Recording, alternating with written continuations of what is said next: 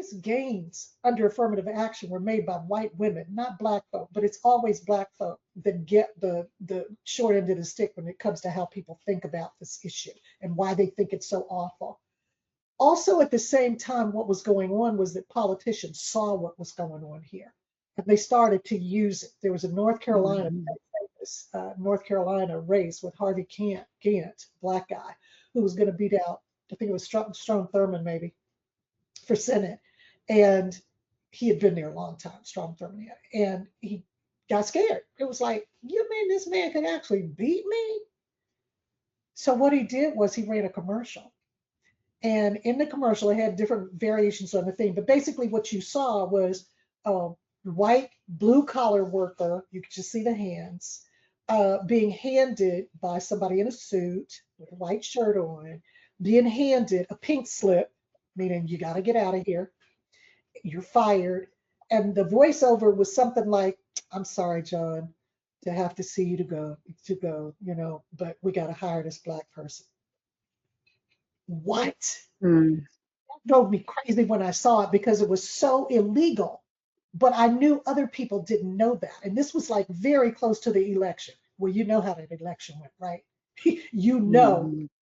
back into office. And Harvey Gantt did not. So I'm going to read a passage that describes our life experience as a race. You don't win this race by defeating someone else. We are in it to help each other win it.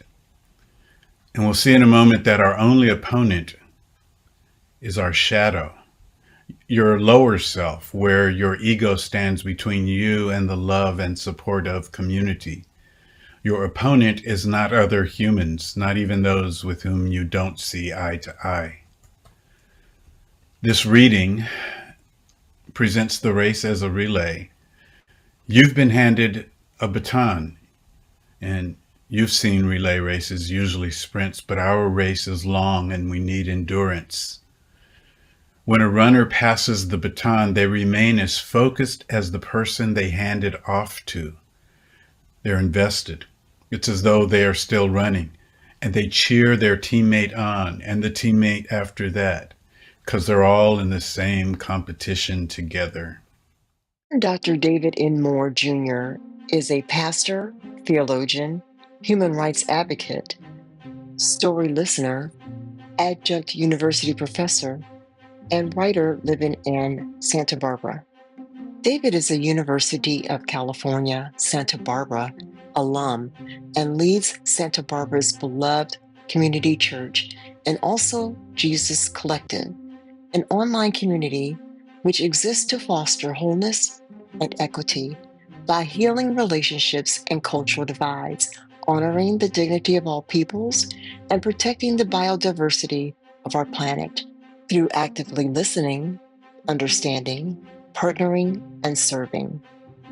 In 2019, he presented his book, Making America Great Again, Fairy Tale, Horror Story, Dream Come True, at the Parliament of the World's Religions. David's master's degree is from St. Stephen's University in New Brunswick, Canada. He earned his doctorate in theology at the University of South Africa. David and Diane have been married for 44 years and are proud of their 5 adult children, Charity, David, Matthew, Jared, and Christian. Welcome, David. Well, thank you. Thank you both for inviting me. It's our pleasure. Yeah, absolutely. With the work you do, we want you here. Absolutely. Had a lot of information to read on about you and your work that you've done in the community. So let's just start off with that. Why don't you tell us a little bit about how you got into this in the first place? Well, just being aware and available. I've lived in Santa Barbara Diane and I have lived here for most of our adult lives. And now we have adult children who only one of which who continues to live here because this is not a very affordable place, to be honest. Um, but our city is just over 1% African American. And so we have been doing all that we can to create awareness.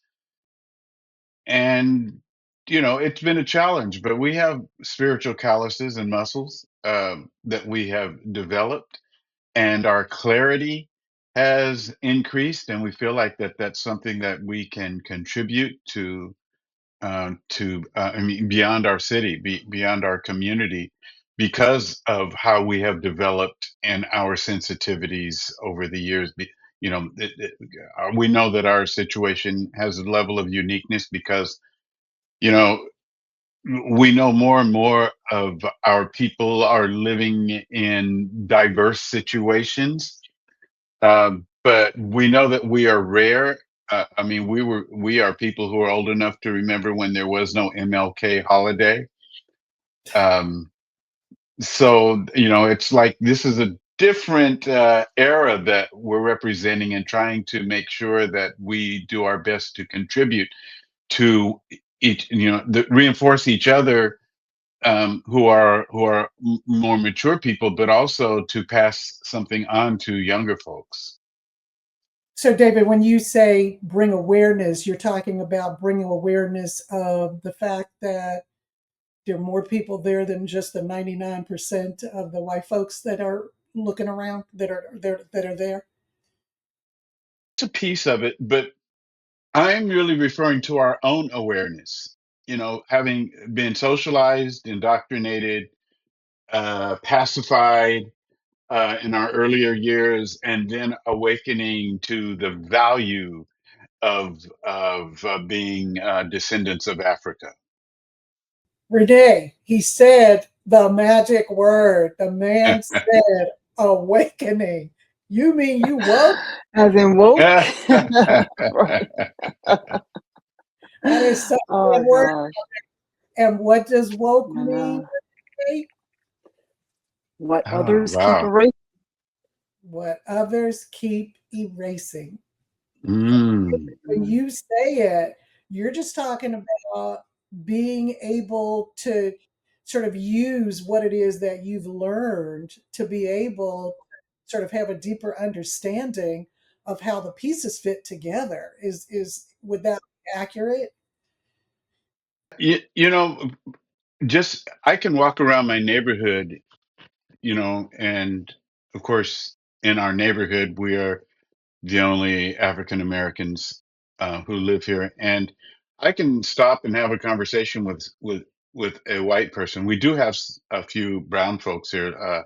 Latina population is strong in California, but uh, I can have a conversation with a white person, and in many cases, there's almost a sympathy that arises for their lack of being informed. uh, Really not knowing what's going on in the world, you begin to understand why people can be so white centered, um, because their whiteness is their whole world. Mm, mhm. Mm, absolutely right. So, how does that living in a community, and since we know a little background from you, having lived in a city and went to high school in a place where it was predominantly Mexican Americans, and the culture, the language, how did that enter into your awareness? I grew up in a barrio, and so honestly, some of my dearest friends growing up, uh, were boys who lived on our street, who were the children, most of them of farm workers. They were my best friends, honestly. And this is completely anecdotal, at least I hope it is.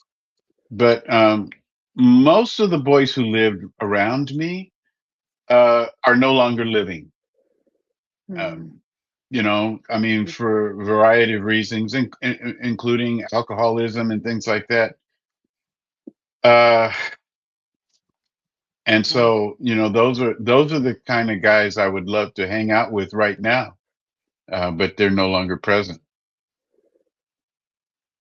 I do remember much later in life where we used to bank. We are intentional about not banking at Wells Fargo now, but we used to bank there, and I would go into the bank back in the days when you walked into banks. When was that again? And there was one woman, her name was Connie, and she was a Latina, but she was the only non-white person working in that bank. And I remember that it changed.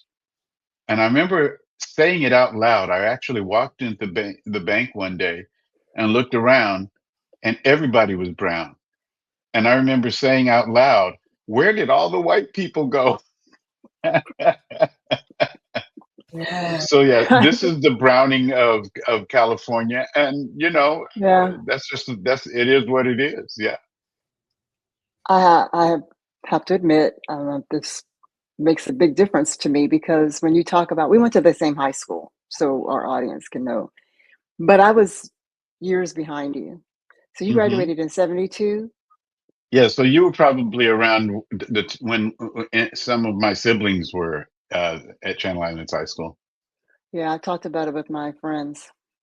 I told you I would get back to you on it. So, Hmm. yeah, apparently I did. I graduated in 81.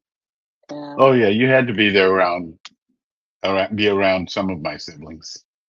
yes, my friends, most of my friends that graduated were in 80 and beyond and earlier than that. So I was, really intentionally involved in school. I was in drill team, band, all of that. And Mm.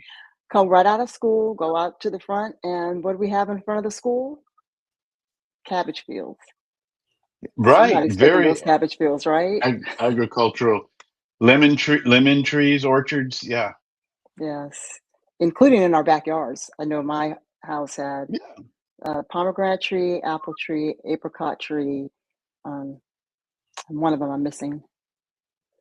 I'm missing one of them, but we just went outside and picked our fruit in the backyard. Never even had to leave the gate. So this was just the area we lived in was just really Yeah. ripe for a lot of that. But also, it was definitely the one. I guess I would compare a shanty town from like one of the places I visited in Africa Hmm. to Colonia, where they had Yeah. the places where Yeah. all the people that worked the fields lived. Hmm. And I'm old enough to remember Cesar Chavez coming in. Yes. So Yes.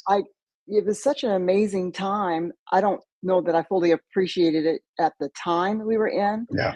Yeah. but I definitely, because like you said, our neighborhood, we were, I would say, just off of my belief, it was more like 60% Mexican American. Yeah. And At least. yeah, and it was, all of everything about our culture. We were assimilating into their culture, them into ours. It really was Hmm. a very weird mix of places to live that Yeah. I had ever been in before. In And was fact, we got along so well that when we hear about the black-brown conflict today, you Mhm. know, um, it's clear that it was created by the prison industrial complex. We got along well. They locked us up, they separated us, and then sicked us on each other. Mm. Yes, very much so. And that's just what rinse, what do they say? Wash, rinse, and repeat. That's Yeah. going on all over, right? But I know that in when I moved away from Southern California, I moved into other areas that had a Latino population that I felt a kindred spirit to, did Hmm. not feel the same way. Right. Right. And it Yeah. was We had something weird. very special. Yes, we did. And I haven't gone back. I don't have a lot of connection there to any of the old friends. Like you said, I don't believe many of the people that I hung out with are actually gone, but I do know there are people that I know that are still there to also notice a difference today too. Even though now, you've got a Mexican mayor, you've got a Mexican city council, which is appropriate to me because that's representative of the population that we were living in. Yeah. And but it just seems a little bit more divisive for some reason. Yeah. It's interesting that the very things that you're talking about are what brings Stephen Miller to where he is with trying to get all the brown folk out of the country.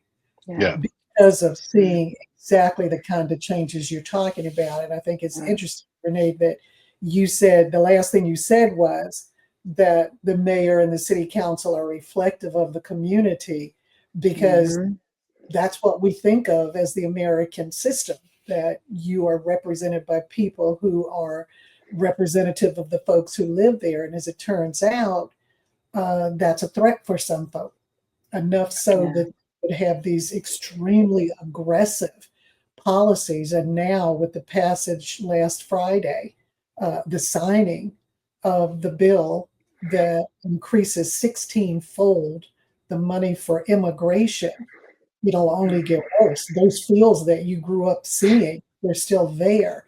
I understand are just lying fallow. No, there's nobody there to pick those crops because they're all afraid to come out, whether they're legal or not.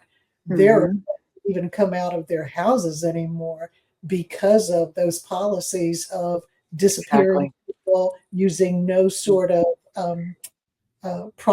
due process to deport them, just sort of disappearing them, picking them up, and they're gone. Yeah. Not even warrants.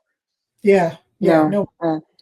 And then who's going to go and backfill those jobs? Because I don't want to get picked up because I may be mistaken for, it's a sort of lose situation. And I think that seems to me that the landowners would have more of a problem with this. I don't know. I guess they gave the game away the other day when Donald Trump said that he was definitely going to have the landowners be in charge of the people that work there that will be used to tend their fields. Yeah. So we're just back to slavery again. And everyone's okay with it. Except for who. Us. Right. It's just, so this is where we are now. How do you see your mission in life fitting into that? Well, when we talk about diversity, equity, and inclusion, I like to toy with the idea of inclusion, because I think that really it's the people of Africa who are the ones who should be including other people. They just don't know about it. They don't realize. All of us have African roots. People all over the world. There were, we've seen evidence of the first hominids,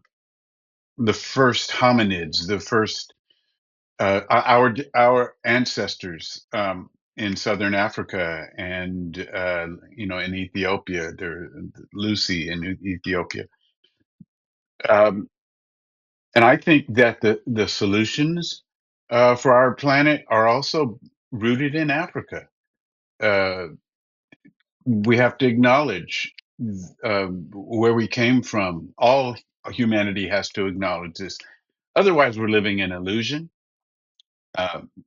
The African continent is said to be the only one that could be self-sufficient, that is not, dependent on trade. I mean, everything that humans need can be found in Africa, from the foliage, the fruit, the animal life, and all of the things like coltan and cobalt and gold and diamonds. I mean, everything that humanity needs and wants can be found on that continent.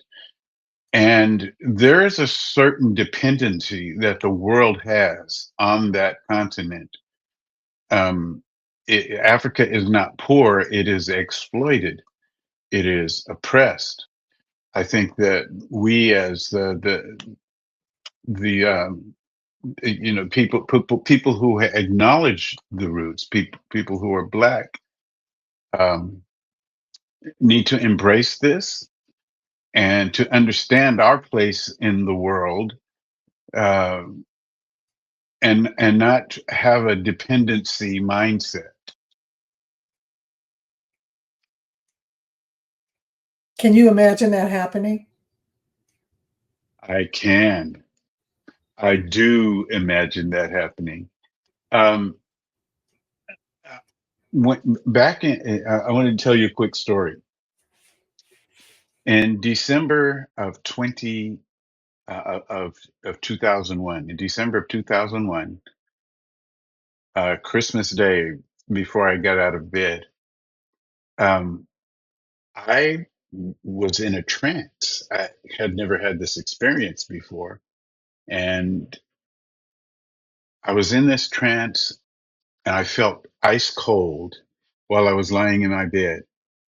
And in my mind, I was on a tour. This voice that I took to be the spirit took me um, to West Berlin, East Berlin, um, and asked me if I remembered how I felt when I watched the news coverage of the dismantling of the Berlin Wall, the end of the Warsaw Pact, and I said yes. And then this same voice took me to South Africa. And by then, apartheid had just ended. Mandela was freed. And the same voice asked, do you remember how you felt when these things happened? And I said, yes. The question was, how did you feel? And I said, I was incredulous. I was shocked. I wasn't ready, even though these were things that I longed for. When they did happen, I was surprised. And then the voice said to me, well, the next thing will surprise you even more. And this voice said to me, Africa will arise. So that was December 25th, 2001. And in those days, we used to host a lot of people over Christmas Day, along with our children were here. But and we had two friends who were African. One was Kenyan, Jackie Owiti, and one was Ethiopian, Hiwat Yemezgin. And there was this moment. It wasn't. I didn't orchestrate or anything, but there was this moment where they were in the kitchen, and it was just the three of us. And so I just thought, wow, here I am with a house full of people, but I'm here with the only two Africans. So I'm going to run this by them. And I told them about my experience that morning. And they took it as something that they knew already, but they were glad that somebody who was not born there could understand, could appreciate. Wow. And so that was, I have shared that experience on the continent. I've been to several African countries, and I've shared it in places multiple times. And very often, if it's a crowd of people, they cheer because they recognize it. Yeah. And I was in South Africa just in May, and I had the opportunity to share it again. They didn't cheer, but you could feel it in the room, like this pulsating vibe.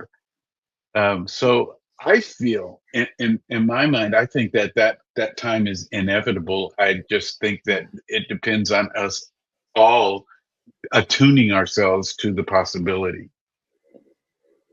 So is that part of what you call the new global order, or the new global? I would say that, and I remember saying back in 2001, I would tell people, and this is going to, we are going to witness this. I'll be able to see it. I will see the day when when there will be a car manufacturer on the continent.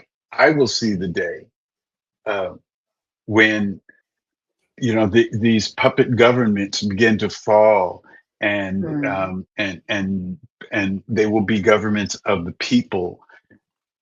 This is back when this is 24 years ago. So this was not happening then, but it was happening. We just couldn't see it. And now it's manifesting. And I think we're just at the beginning of it. Well, I think you are so right on so many levels. And personally, for you, I think you have decided to lean into that, haven't you? You're going to become part of the solution. Well, I think I'd like to think of myself as having been part of the solution. Well, yes, for sure.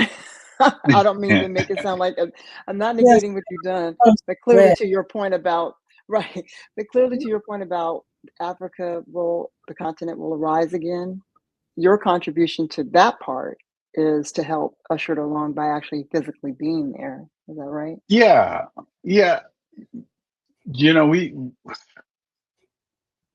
Like I said, I've visited multiple times, and they weren't vacations. I wasn't there on holiday. I have raised money to support orphanages in townships and in very depressed places. I had for years a book project where you raise money to get books into places. I was in a place called Guguletu in South Africa, in Cape Town, and I remember visiting a secondary school and meeting these kids. Not a single kid owned a book. The only books were the ones that were there on campus.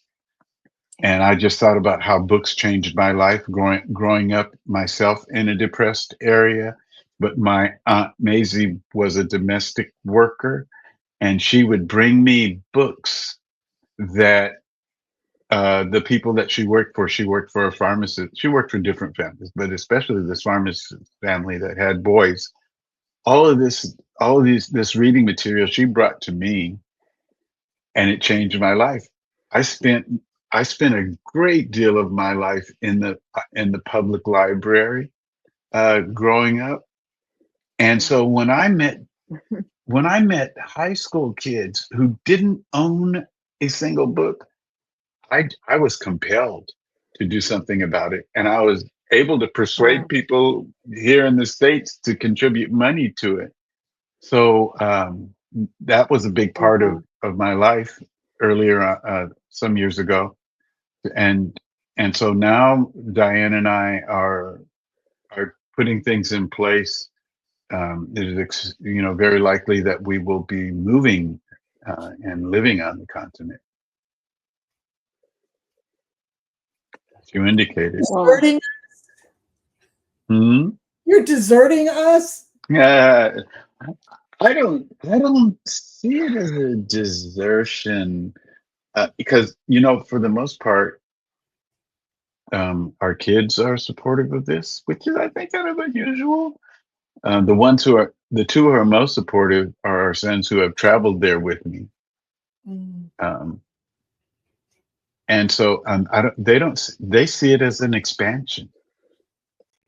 Very much. Yeah.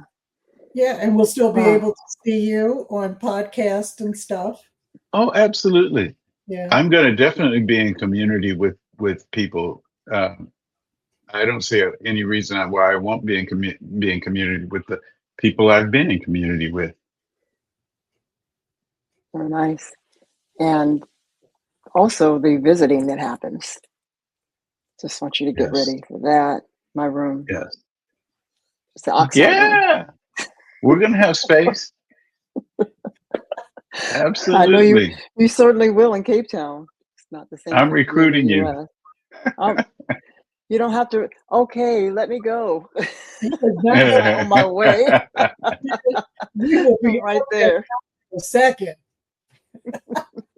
That's where the dolphins are, Cape Town. Oh my goodness, they have the just the dolphins are great.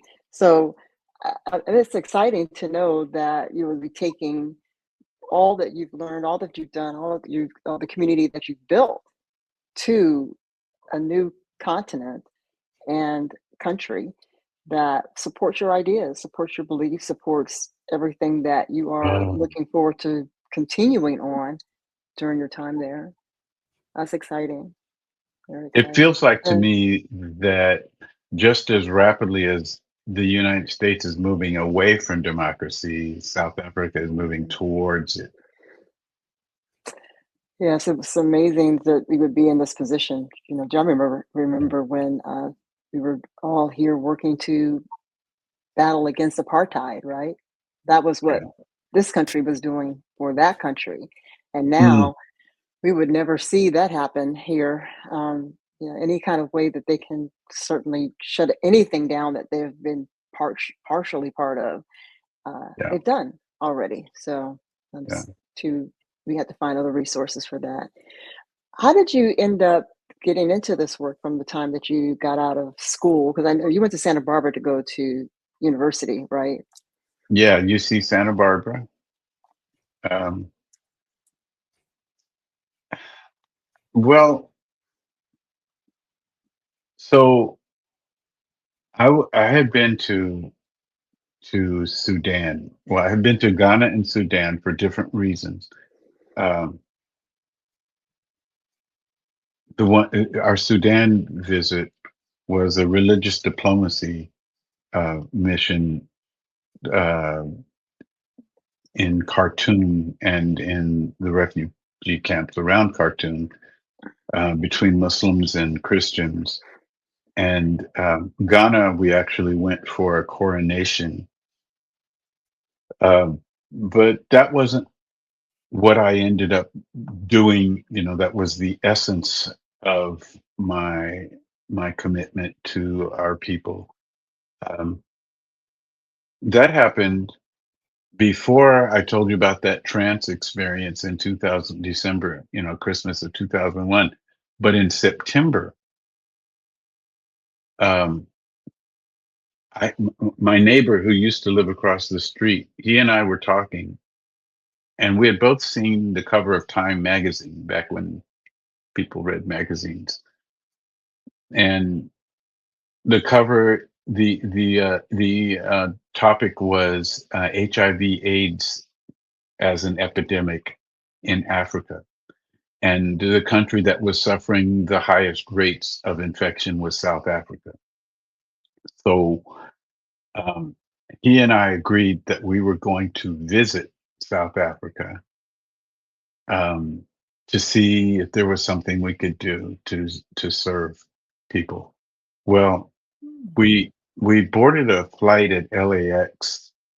There were 7 of us total. We boarded a flight at LAX and we had a layover in Atlanta. And when we were at Atlanta, all the TV screens went black. And I said, oh, there must be a plane crash somewhere. So I walked down the terminal to a tavern to see if there was a TV on a different system. And when I got there, I couldn't get in because it was packed. And I got there in time to see a TV screen at the far end of the tavern, and I saw the second plane go into the World Trade Center. And so we were stuck in Atlanta. And thankfully, one of the persons a woman who was with us had a brother who lived in Atlanta, who came in his SUV and packed all of our carry-ons and all 7 of us into one vehicle. We went to his house, and like everybody else, we stayed up all night watching, you know, TV coverage. And the next morning, we started talking about, well, what do we do? I mean, we can't. There's no flights. We're stuck here. What? And then one of the persons said, "Oh, you know, they're asking people to contribute blood." And I said, "Well, you all go ahead, but I can't because there was a law back then. I don't know if it's still in effect, but you could not give blood if you had visited Africa in the past 18 months." And I had. I can't remember if it was Ghana or Sudan, one of those trips.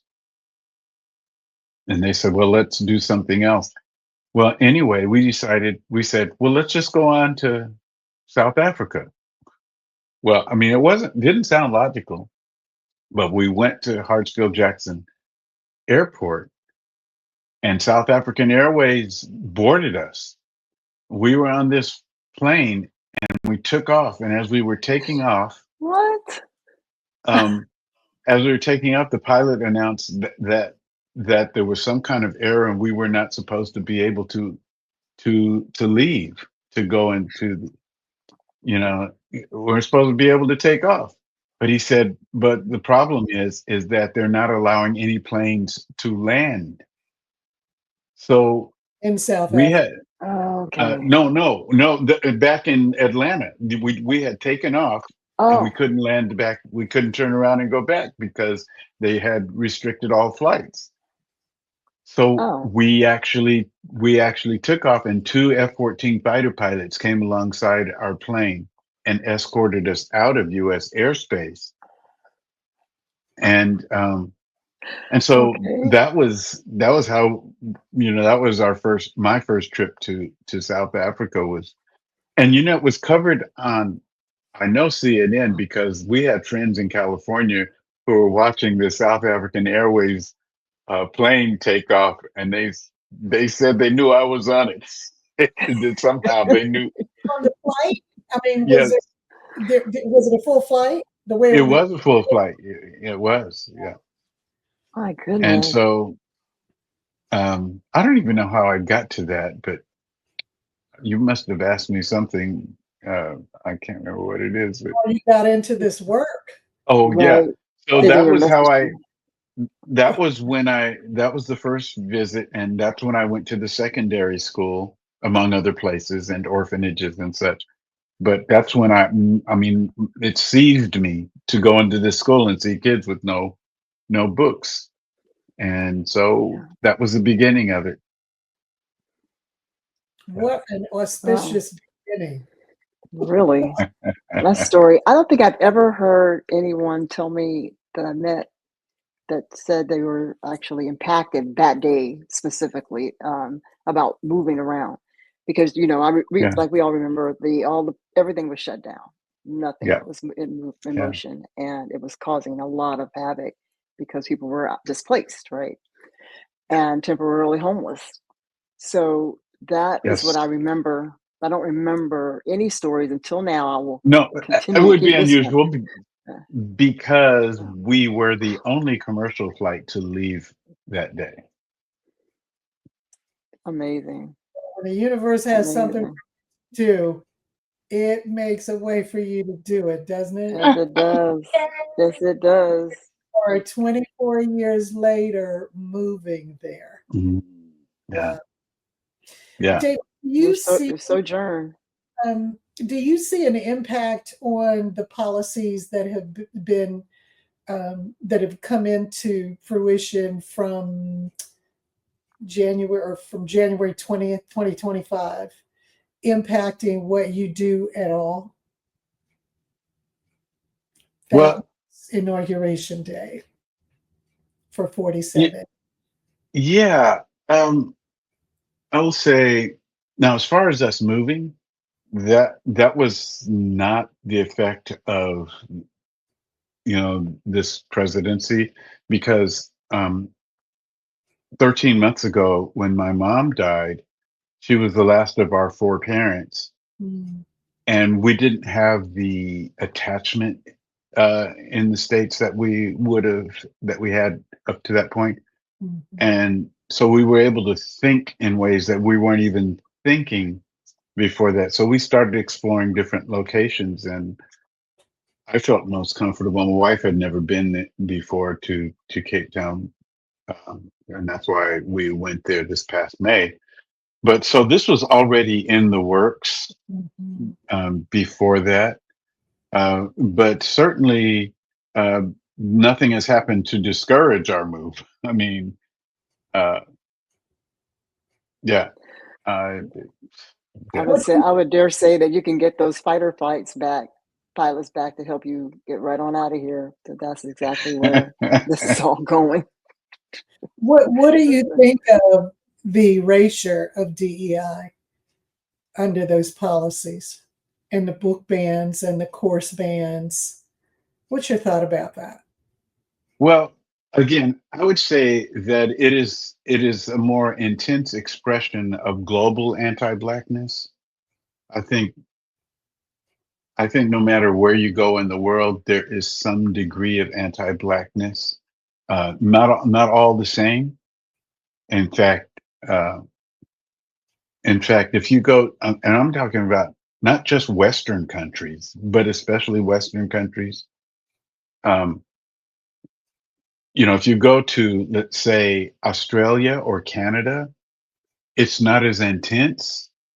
But the thing is that they take out their white supremacy on their indigenous populations in places like that. So they kind of give African Americans or Black people a little bit of a break, but it's still there. It's everywhere. It's pretty intense in Muslim countries. It's you just know that it's everywhere, and this is why I embrace an African identity, because there's such a value to it, because it allows us to perceive things. Well, I'm not saying this is universal, but we don't have the luxury of living an illusion. Uh, the illusion that societies live in this country right now is living, as much as ever, it's living an illusion. It is recapturing the spirit and the modality of slave traders, that dehumanizes people, and so that dehumanization causes them to feel. I mean, they're able with impunity to mistreat people who are non-white, and one of the ways they do it is denying our worth. In their mind, we know what we're worth, but in their minds, they're denying our worth, and so limiting accessibility to places that we were thinking that we were gaining accessibility. But to me, it's just proof that this is who the hoods are off, the masks are off. This is the way. This is who this country has always been. Yesterday I received something where somebody told me that there were something like 660,000 white European country undocumented people here, but that's not ever who you see getting dragged off of the street under immigration reform. Exactly. And I can't imagine that you ever will, because Right. that's the intent in the first place. Well, we saw the Trump administration import some white refugees a few months ago. From the place that you're headed to, from South Africa. They think it's a into joke. this genocide. Yeah. No, they do. Even the Afrikaners, the white folks there, think it's a joke. Mm-hmm. Yeah. Which is just. I've seen a couple of the YouTube stuff on it. Yeah. And they're the white Afrikaners are very interested in everyone knowing that they are not in a genocide, because it also hurts business. When you see these things, you're talking about people losing access to certain items or certain things that continue to move their life forward, just because you're saying something in America and presenting it a certain way. And to even have the president come on to the White House and try to make him see that there's a genocide in his country, and then go against him when he's arguing the fact that that's actually not happening in my country, and they didn't want to hear anything about it, and then decided to bring some more people over. The irony of all of this is that the United States has tried to get African countries to force divestment and disinvestment by countries like China and Russia. And China and Russia know well there's no genocide. And so this is just pushing African countries closer um, to other countries. Yeah, I don't think China was part of that. When they decided to take the continent of Africa and split it up into regions for No, these no, no, like no, nor continents. neither was Russia. Yeah, So now we've it's got, just they're back in play, or they're in play now, China and Russia. So who will be the one that pulls hardest, I guess, in this tug of war? yeah, If it's one, uh, I don't know. I know that as far as the Middle East is concerned, Northern Africa is concerned, the areas that we have decided to play games in the front yard. I see it as, this is going to sound weird, but just, the bombing on Iran is as if it was some kid that was trying to get jumped in a game. Well, if you want to be in this game, you're going to have to kill somebody on the street. Mm.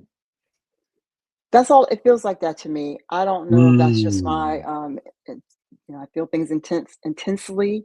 Sometimes I have to calm it down, but that's the way I see what's going on right now as far as the United States is concerned. We're trying to impress someone, I think it's Russia, or show China how big and bad we really are. So they should not mess with us. Mm. And I think that all the rest of us, it's important that we become subjugated so that we have no voice, so we can't argue against what this foreign policy is, if it's policy at all. Those are my thoughts on that. And again, people of color can suffer. Nobody had a problem suffering. People, as long as it's not them that suffers, and they have all the best ideas. And They have all the again, best people. it's about cloaking the genocide in Gaza, and the attacks on the West Bank by reinforcing Israel. Yeah, for sure. Mm-hmm. People of color, as you said, jumped in. It's basically centering whiteness against anybody who's not. And it's concerning because there's going. Oh, sorry. Go ahead, Antonia. I was just going to ask if you had any practical tips for organizations that want to be able to foster the kind of understanding and sort of peace that it is that you want to see in the world. Again, I think that it's available to the planet, to all peoples, but I think there needs to be a consciousness of African roots, which to me clearly has to begin with Black peoples around the world, acknowledging that anti-Blackness is a reality, and that it is in the minds of our oppressors, but it's not a reality. I mean, this idea of inferiority, that we are talented, we are intelligent, we are gifted as much as anybody. And I think that it's important for in order to organize, there has to be a mindset that appreciates who we are. And if we can't expect anybody else to value us if we don't value ourselves. The beautiful part about this is that as we embrace ourselves, as we appreciate our own worth and our beauty, we release other people, hateful people even, to have a change of heart. But they're not going to go ahead of us. So, it starts with us knowing who we are. Absolutely. Did you happen to see, either one of you happen to see the movie Sinners? Yes. Well, don't tell me about it. We have it in our queue, but we've been entertaining our kids over the past few days, and so we haven't gotten to it. Okay. Well, I won't give you any spoilers. Spoilers. I had to watch it twice. I mean, right behind the first time. There's a lot going on there in that movie, but it's so exceptional because it's a lot, has everything to do with what's happening right today, but it was written before today, and still the argument doesn't get old, right? It's the same discussion, but I think that this time and the way that it's expressed has just kind of puts all of it in there in the same movie. It's very long, but you don't feel it being that long because it's keeps unlaying. The layers just keep folding back, and it is a fantastic movie. I was in tears. Well, we're gonna I have to know. watch it today. I hope my wife doesn't have anything lined up because the way you. I mean, I've heard what you're saying, yes, but the fact that you're saying it again is making it clear that we need to get on this. I Really saw the movies. Is it streaming now? It's on HBO. If you don't have, Okay. yeah, right. It was quick. I still hadn't made it to the theater. I was trying to go to the movies and never quite made it. And then I looked up and there it was on HBO. And I said, well, see how the power of, I thought it and then manifested. But yeah, it's very, very intense. Of course, the acting is great. So now we also know what we have to manifest given what David told us. We need to start manifesting people appreciating us for who we are. That's right. Right. And that's exactly, and they tried to take that from him. Robert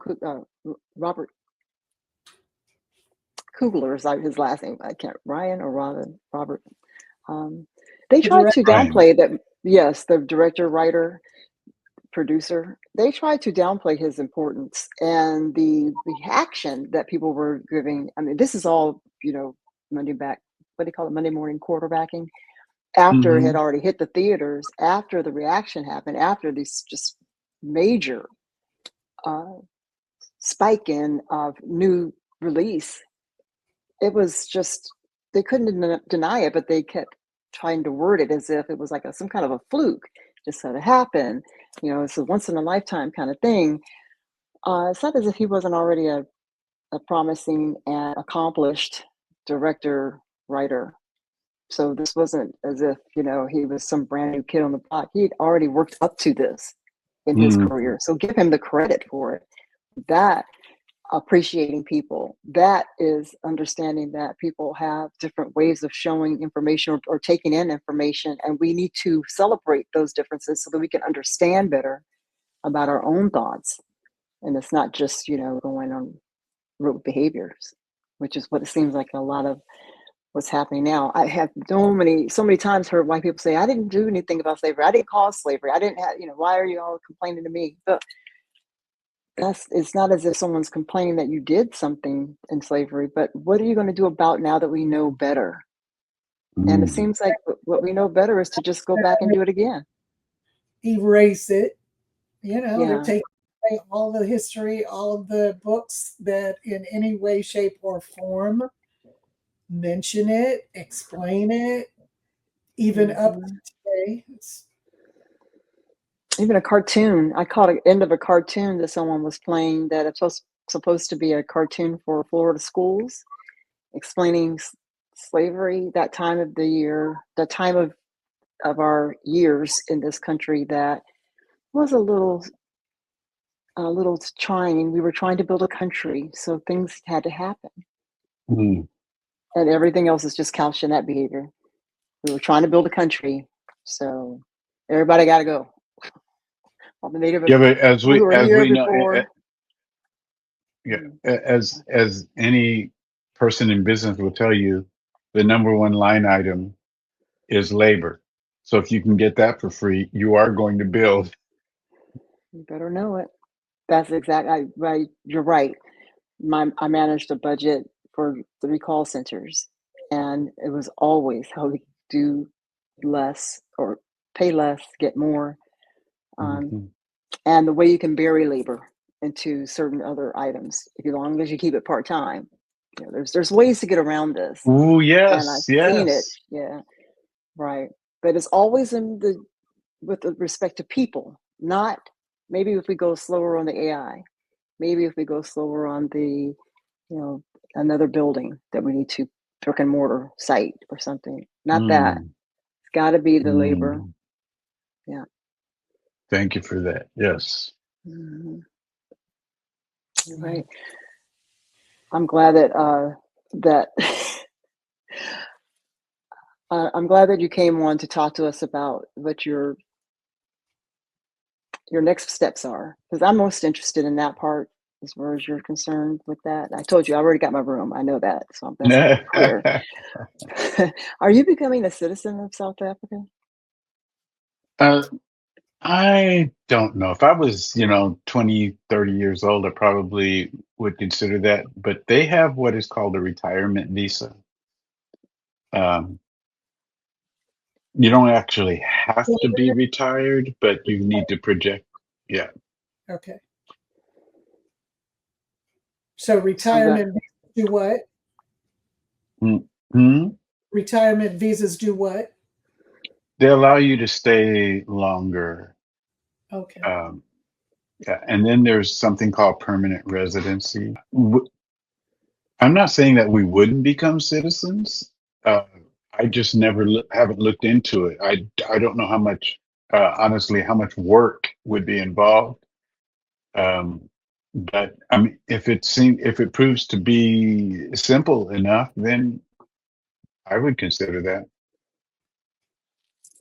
Yeah. May have to be necessary. I don't know what's going to happen once you leave the country, if you'll be able to get Right. back in.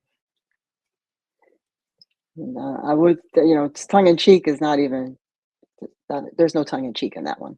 Well, the thing about it is, he'd be South African, and that's okay. Is South African okay today?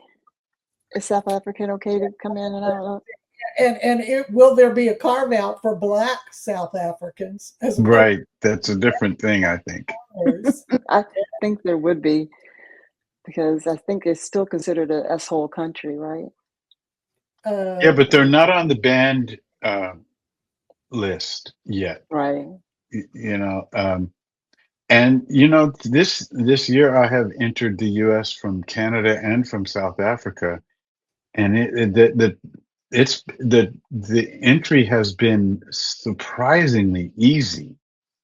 I mean, it took all of 20 seconds to get across the border from Canada, and then, coming in from South Africa, no delays. We were prepared. We had already, taken the measures with our mobile devices and all this kind of thing, and they weren't even a consideration. Yeah, my daughter just came back last month from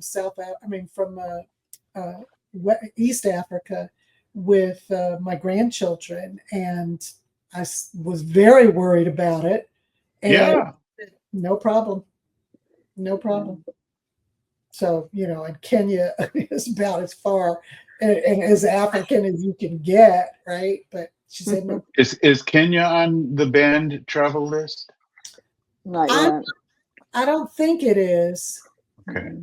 There's a lot of industry there.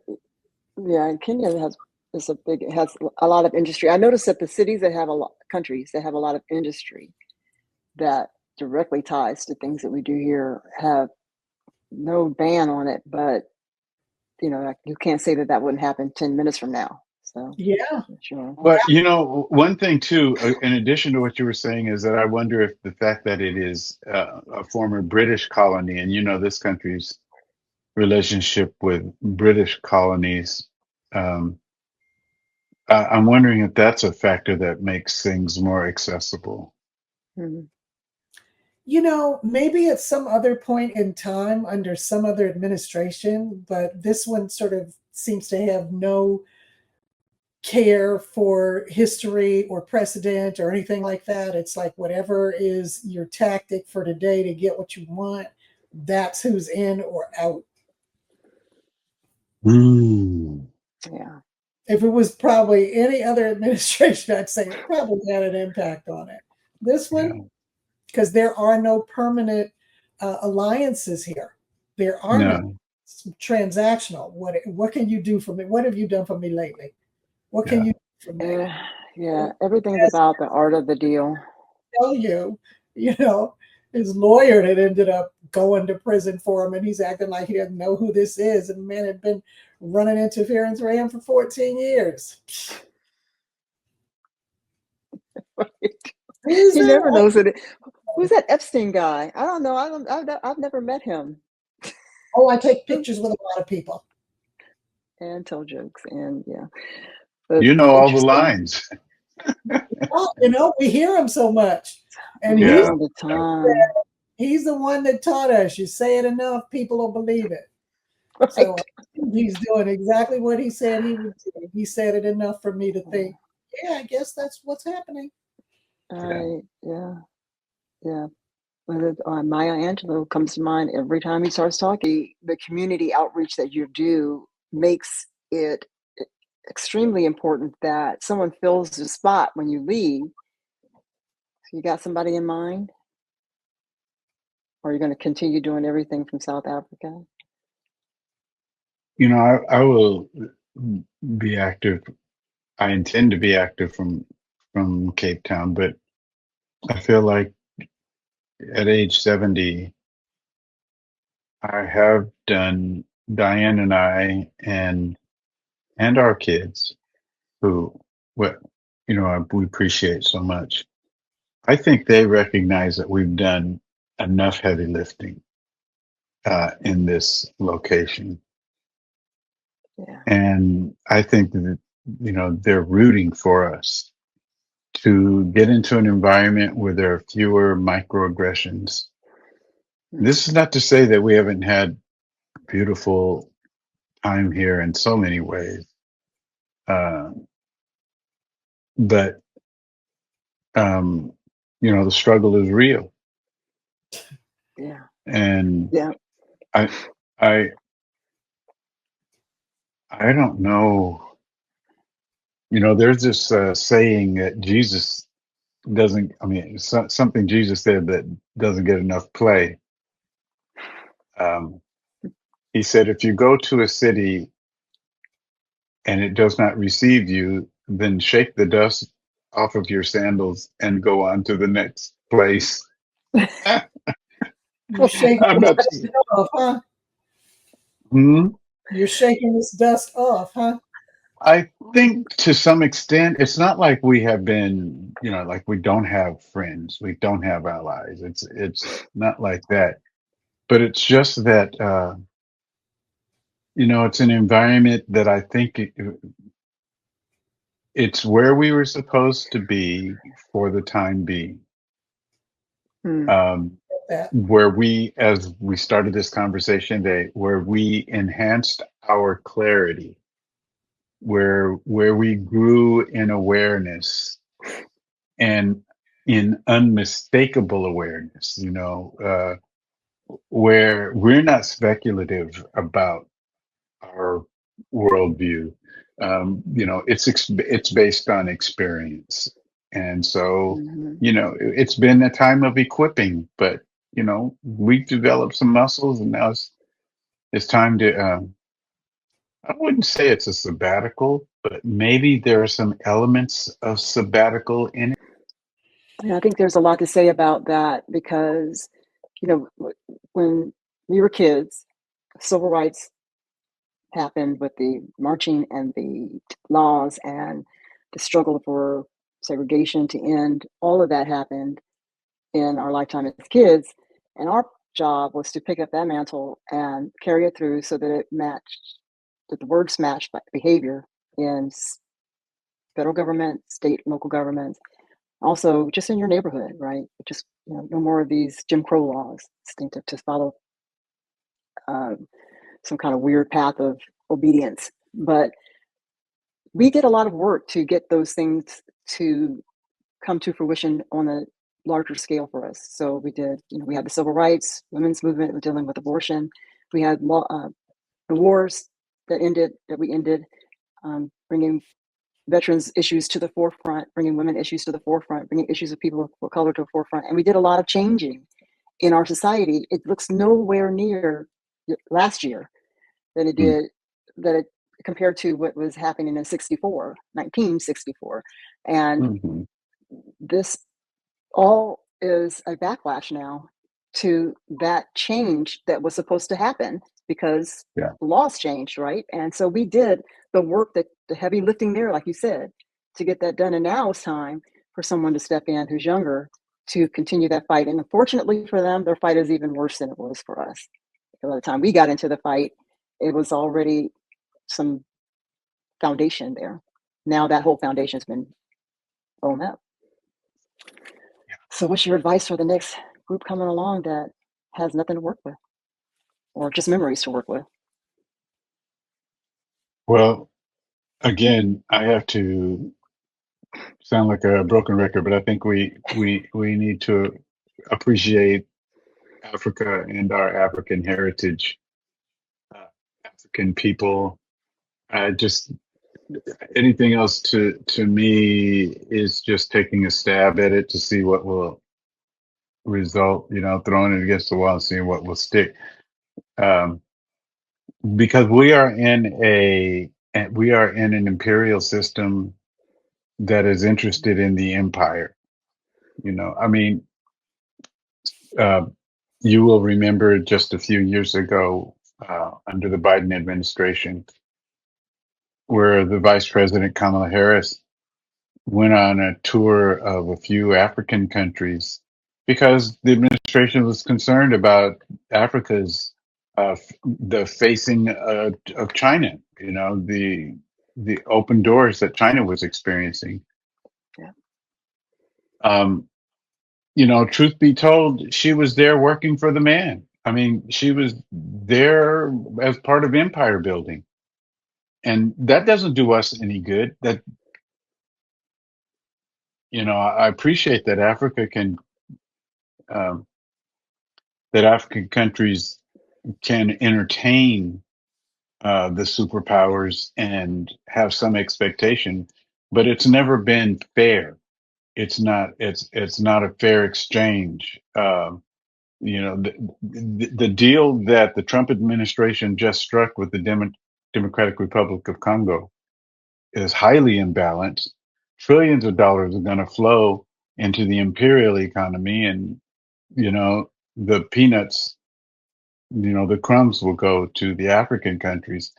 And I think that we need better. We deserve better. There needs to be African solidarity. There needs to be Pan-Africanism.